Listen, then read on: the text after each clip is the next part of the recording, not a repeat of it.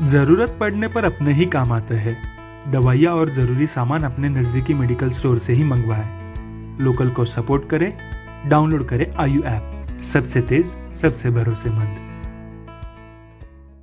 और इसी बीच गुर्जर आरक्षण आंदोलन में आ रही बड़ी खबर आपको बताएं। करौली कलेक्टर सिद्धार्थ सिहाग एसपी मृदुल कच्छावा पहुंचे हिंडौन।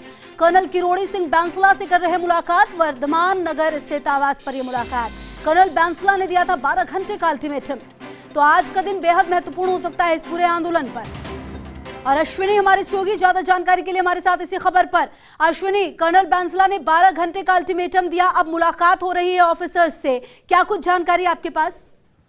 देखिए खुशबू, बीते दिन कर्नल बैंसला ने एक बयान दिया था और साफ तौर पर कहा था कि सरकार को 12 घंटे का अल्टीमेटम देते हैं, उसके बाद हम मामला सीरियस समझें, यानी आंदोलन को उग्र करने की बात कही गई थी। अभी करौली कलेक्टर और पुलिस अधीक्षक दोनों ही आवास पर पहुंचे हैं कर्नल बैंसला के, मुलाकात कर रहे हैं। एक कमरे में क्या चीज तय होती है, क्या होता है, वो शायद अभी पता लगे, लेकिन अभी तक सरकार की तरफ से कोई बड़ा बयान या मंत्री की तरफ से कोई बयान नहीं आया है। अशोक चंद्रा की ओर से कोई बयान नहीं आया क्या वो आज मिलने आएंगे या नहीं मिलने आएंगे।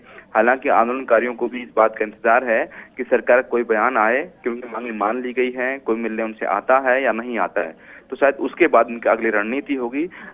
जो आंदोलनकारियों की टीम है, या ये कहें कि विजय बैंसला की जो टीम है, वो भी एक रणनीति बना रही है कि अगर कोई मिलने नहीं आता है, सरकार कोई रेस्पॉन्स नहीं आता है, तो वो अगली क्या रणनीति अपनाएंगे। बिल्कुल, और कहीं ना कहीं कोशिश तो यही होगी अश्विनी कि इस पूरे मामले को अब सुलझा लिया जाए, क्योंकि लगातार दिन गुजर रहे हैं और लगातार जो स्थिति है वो बहुत अच्छी अब नजर आ नहीं रही है। ऐसे में अब दोनों ही पक्षों को समझना होगा अश्विनी। हाँ, निश्चित तौर पर आज 7 दिन हो गए हैं और सरकार के पक्ष को भी और आंदोलनकारियों के पक्ष को भी, दोनों को समझ के और वार्ता से ही हल निकलना है। आमने सामने बैठना होगा।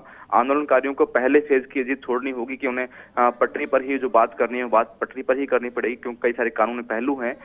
अगर पटरी से बाहर भी कहीं एक बार बातचीत हो तो करनी चाहिए और सरकार के पक्ष को भी देखना होगा। वैसे नीरज पवन जो है वो लगातार 3 दिन से इस पूरे मामले में मेहनत कर रहे हैं, लेकिन ये जरूरी है कि सरकार का अब एक कदम आगे सरकार बढ़ाए, बातचीत करे और इस मामले का पटाक्षेप करे। लगातार नजर रहेगी अश्विनी। बहुत बहुत शुक्रिया आपका इन तमाम जानकारियों के लिए। हमारे सहयोगी अश्विनी यादव लगातार ग्राउंड जीरो से लगातार हर एक अपडेट हम तक पहुंचाते हैं और आपको हम ये भी बता रहे हैं कि किस तरह से मुलाकात हो रही है और कोशिश ये की जाएगी कि इस मुलाकात के कुछ जो परिणाम हो वो पॉजिटिव हो।